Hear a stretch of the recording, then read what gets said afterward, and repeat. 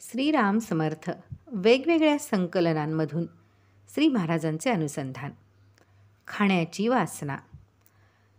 परमपूज्य बेलसरे बाबा लिहितात, माझे सद्गुरू अन्नाच्या पवित्रपणाबद्दल पुन्हा पुन्हा सांगत असत. ते म्हणत की नामस्मरणाचा परिणाम लवकर दिसून येण्यासाठी आपण खातो ते अन्न 3 अंगांनी शुद्ध असावे. 1. पदार्थ शुद्ध असावे. 2. अन्न शिजवणाऱ्याची मनोवृत्ती आपलेपणाची असावी. 3. खाणाऱ्याची वासना पवित्रपणाची असावी. एकदा असे झाले की एक गृहस्थ मला भेटण्यास आले. त्यांनी एका लहान डब्यात शिरा आणला होता. तो खाण्याचा आग्रह ते करू लागले.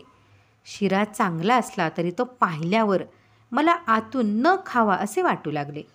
नंतर समजले की त्यांनी तो विकत आणला होता.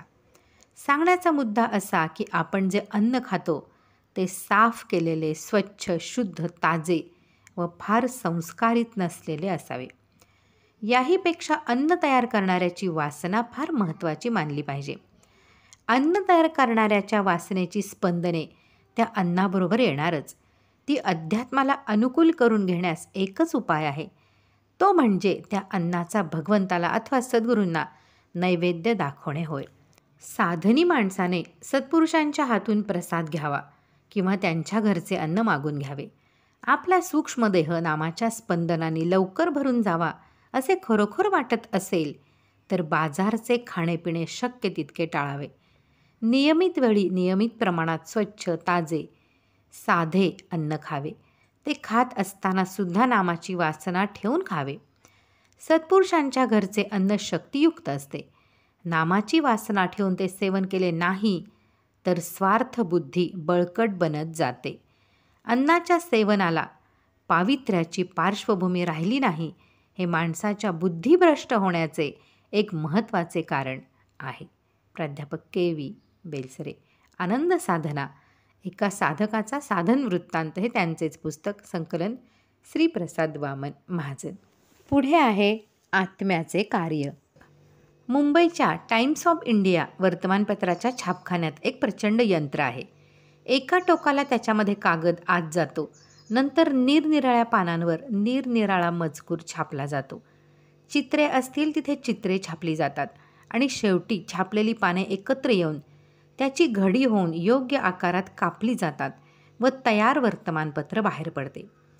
त्या यंत्रांमध्ये किती चाके, किती दांडे, किती तबकड्या, किती मीटर, किती पट्टे, किती दिवे आहेत.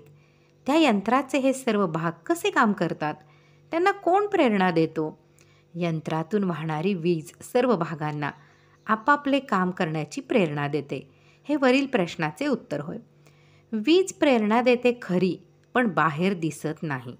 यंत्र विजेच्या अधीन असते, पण वीज यंत्राच्या ताब्यात जात नाही.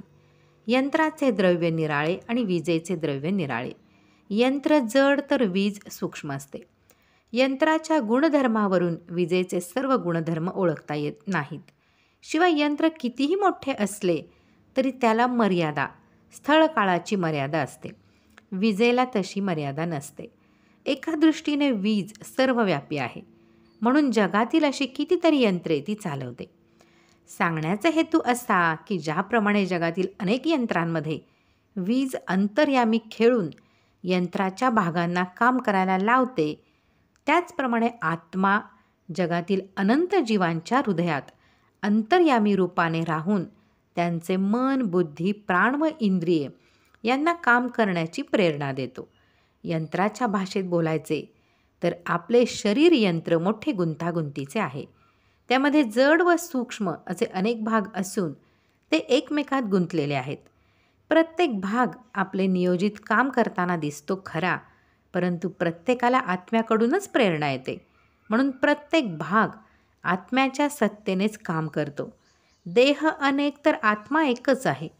मनुष्य देहात आल्यावर त्या आत्म्याचे ज्ञान करून घेण्यात खरे सार्थक आहे. संदर्भ प्राध्यापक के.व्ही. तथा बाबा बेलसरे यांच्या उपनिषदांचा अभ्यास या पुस्तकातून. संकलन श्री प्रसाद वामन महाजन.